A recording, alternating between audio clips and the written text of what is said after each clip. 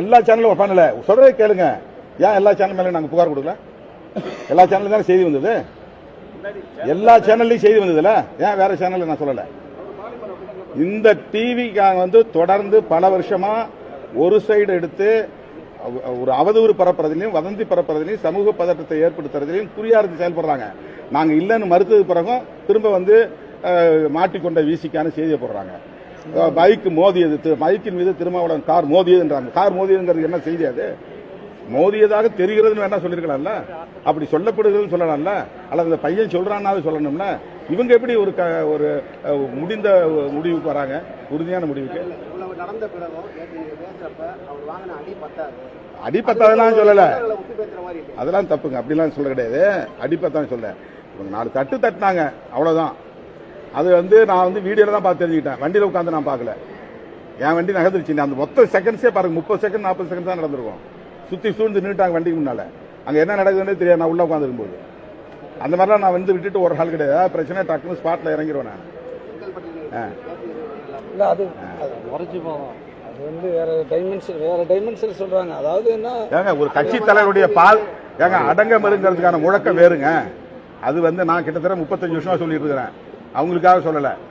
ஒடுக்கப்பட்ட மக்கள் அனைவரும் வந்து இது மாதிரி ஒடுங்கி கிடக்காதீங்க, கேஸ் போட்டானாக்கா பயப்படாதீங்க, யாராவது வந்து உங்களை மிரட்டினா பயப்படாதீங்கன்னு சொல்றதுங்கிறது அது ஒரு அரசியல் முழக்கம்.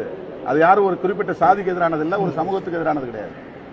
அது உலகம் முழுக்க பொருந்தும், எந்த சமூகத்துக்காக இருந்தாலும் அது பொருந்தும்.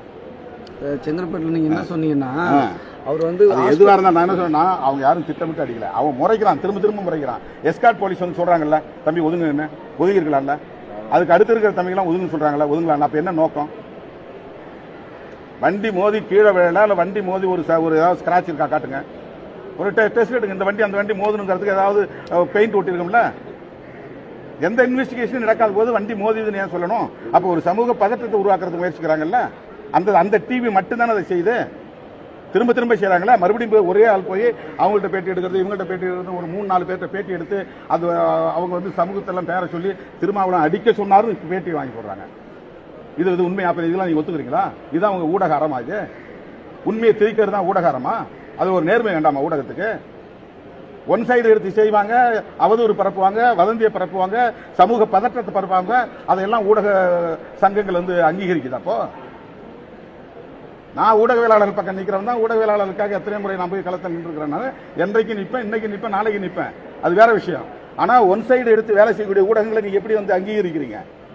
பைக் மோதி இருக்கிறதுக்கு நீங்க ஆதாரம் காட்டுங்க. மற்ற சங்கங்கள்லாம் இன்னைக்கு என்ன கண்டிச்சிருக்காங்கல்ல, அந்த சங்கங்கள் எடுத்து இந்த ஃபுட்டேஜ் இருந்தா எடுத்து காட்டுங்க. உன் கார் வந்து அதுல மோதிச்சு, அதனால தான் அந்த செய்தியை போட்டாங்கன்னு காட்டுங்க. நீங்க என்ன சொன்னாலும் நான் கேட்டுக்கிறேன், பொது இடத்துல நான் மன்னிப்பு கேட்கிறேன். அதெல்லாம் எனக்கு எந்த பாதுகாப்பும் தேவையில்லைங்க, மக்கள் பாதுகாப்பு போகும்.